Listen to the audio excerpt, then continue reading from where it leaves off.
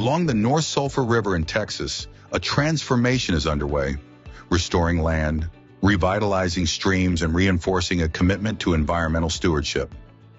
The North Sulphur River flows through southeast Fannin County, just north of the city of Ladonia. Nearly a century ago, farmers straightened its streams into channels to control flooding. However, the change caused massive erosion and destroyed wildlife habitat.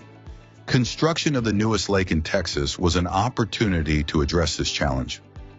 Upper Trinity Regional Water District needed Lake Ralph Hall to ensure water security for the 29 growing communities in North Texas.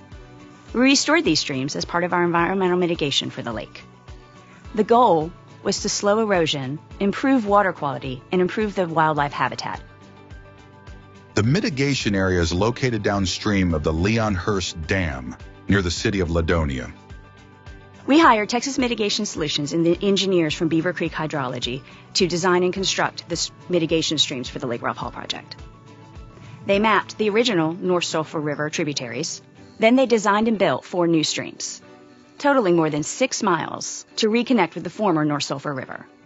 TMS's team dug pathways for each new stream, incorporating bends and other structural buffer elements to slow water flow, stabilize the banks, and reduce erosion. This project is important to the area, mainly because it really is going to repair this ecosystem in this small area that we're impacting, this 400 acres. It's going to improve the microvertebrates, the small bugs in the stream, and anything that relies on any type of stream to live. It's going to reduce the erosion, which is going to help downstream. In addition to the stream construction, the buffers are also very critical. That kind of creates a buffer of the actual stream with the rest of the environment. In this 400 acres, we had approximately 120 acres that we're going to plant trees.